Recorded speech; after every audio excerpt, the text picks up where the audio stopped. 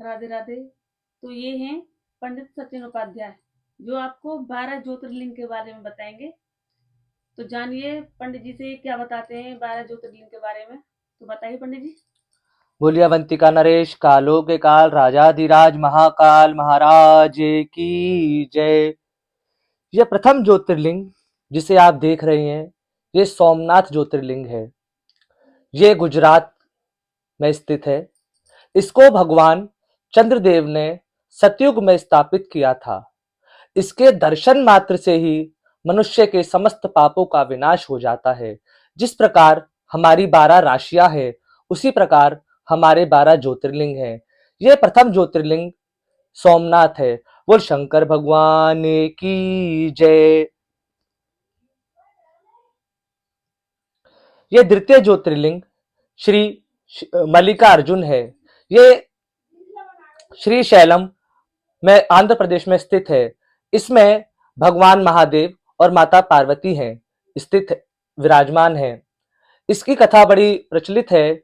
जब भगवान कार्तिकेय एक बार भगवान महादेव से और माता से नाराज हो गई थी, तब उनको मनाने के लिए माता पार्वती आंध्र प्रदेश के श्री शैले पे जाकर उन्हें मनाने की प्रक्रिया की थी। और उनको जब भगवान वहां से मान गए थे, तब उन्हें पुनः कैलाश पे ले गए थे। और उसके उपरांत भगवान ने आशीर्वाद दिया था कि मैं यहाँ पर माता पार्वती के साथ विराजमान सदा रहूंगा। इसीलिए इस ज्योतिर्लिंग का नाम श्री मल्लिकार्जुन है। बोल शंकर भगवान की जय। तृतीय ज्योतिर्लिंग महाकालेश्वर ज्योतिर्लिंग है। यह संसार का पहला ज्योतिर्लिंग ऐसा है जो दक्षिण मुखी है। अगर किसी मनुष्य को अपनी मृत्यु से भय लगता है, तो वे एक बार अपने जीवन में महाकाल के दर्शन अवश्य करें। महाकाल की भस्म आरती इस संसार में सबसे प्रचलित भस्म आरती है, जिसको देखने मात्र ही मनुष्य का भय दूर हो जाता है। और उस कर भगवान की जय। ये चतुर्थ ज्योतिर्लिंग ओमकारेश्वर है। इसकी कथा बड़ी प्रचलित है।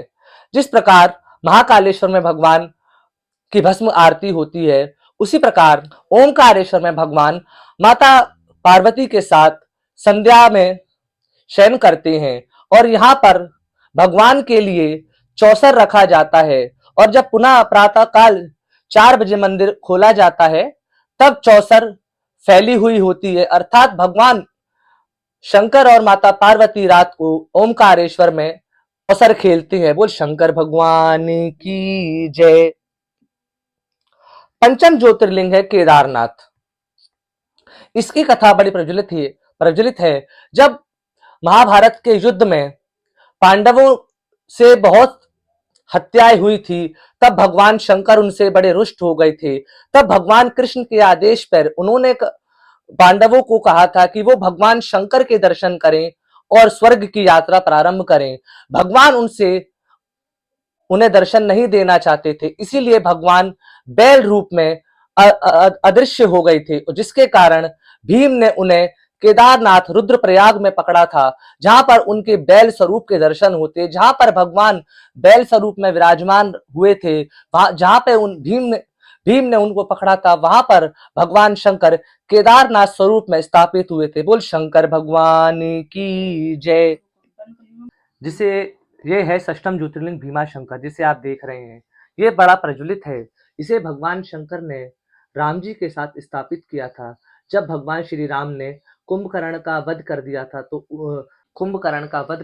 उसके उपरांत कुंभकर्ण का पुत्र भीम बड़ा भगवान से क्रोधित था। उसने भगवान को खत्म करने की योजना बनाई थी, और उसने एक महाराज को बंदी बना लिया था। और उस महाराज ने भगवान शंकर की स्तुति की थी, जिसके उपरांत भगवान शंकर वहां प्रकट हुए थे और भगवान राम के साथ इस ज्योतिर्लिंग की स्थापना की थी। इसलिए इसका नाम पड़ा भीमा शंकर। बोल शंकर भगवान की जय।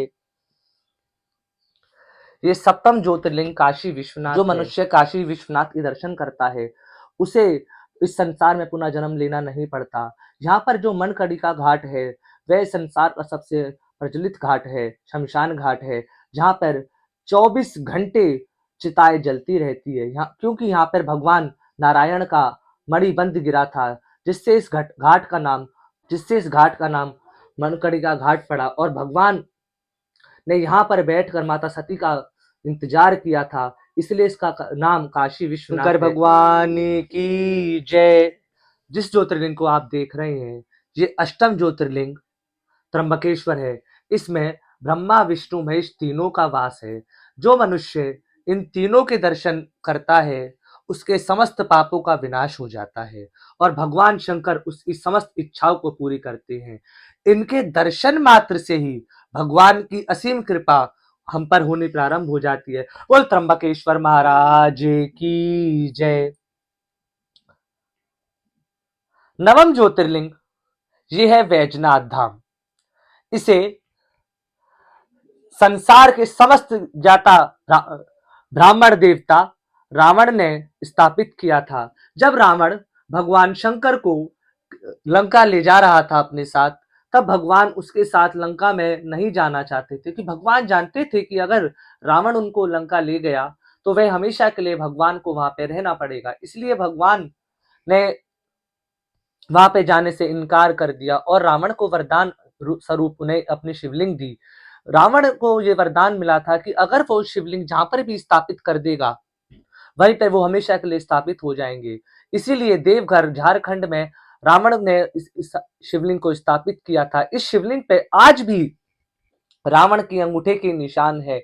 जो मनुष्य वैजनाथ धाम में भगवान वैजनाथ पे जल चढ़ाता है, उसके अहंकार का दमन भगवान शंकर स्वयं करते हैं। बोल शंकर भगवान की जय। ये दशम ज्योतिर्लिंग नागेश्वर ज्योतिर्लिंग है। दारुक वन में एक असुर थे दारुका। उनको जब माता पार्वती ने वरदान दिया था सृष्टि का पालन करने हेतु, तब उसने श्रमिकों और किसानों को अपने कैद में रखकर उनसे मेहनत मजदूरी करवाई थी और भगवान माता के साथ उनसे रुष्ट हो गए थे और उसके उपरांत भगवान उन पर क्रोधित हो गए थे। जब उन्होंने महादेव से क्षमा मांगी थी और श्रमिकों ने महादेव का पूजन किया था, उसके उपरांत भगवान वहीं पर ज्योतिर्लिंग स्वरूप में स्थापित हो गए थे और तभी से इनका नाम पड़ा नागेश्वर ज्योतिर्लिंग। बोल शंकर भगवान की जय। ये एकादश ज्योतिर्लिंग रामेश्वर ज्योतिर्लिंग है, जिसके आप दर्शन कर रहे हैं। इसको भगवान श्री राम ने त्रेता युग में स्थापित किया था।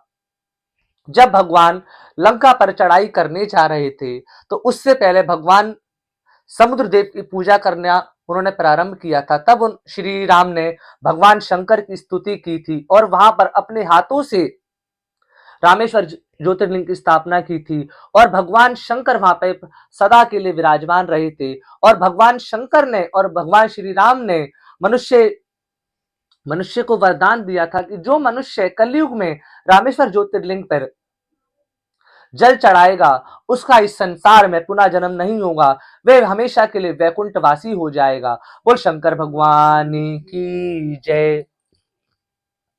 ये द्वादश ज्योतिर्लिंग घुश्मेश्वर ज्योतिर्लिंग है।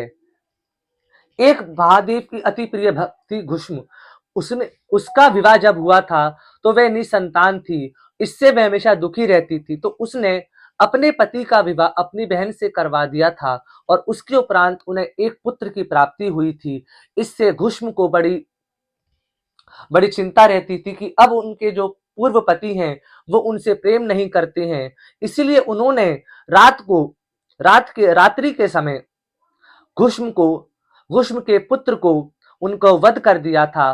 और उसके उपरांत भी जब अगले सवेरे घुष्म अपने पुत्र का दाह संस्कार कर रही थी, तब भी भगवान शंकर की स्तुति कर रही थी और भगवान शंकर इस बात से बड़े प्रसन्न हुए थे और उन्हें वरदान दिया था कि जहां पर आपने मेरी स्तुति की है, मैं हमेशा के लिए वहां विराजमान हो जाऊंगा घुष्म ज्योतिर्लिंग।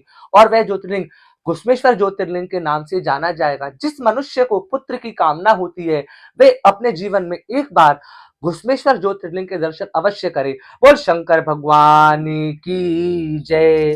तो ये थी 12 ज्योतिर्लिंग की कथा जो कि पंडित जी ने आपको बताई। तो एक बार मैं आपको इन 12 ज्योतिर्लिंग के दर्शन करा देती हूँ अच्छी तरह से।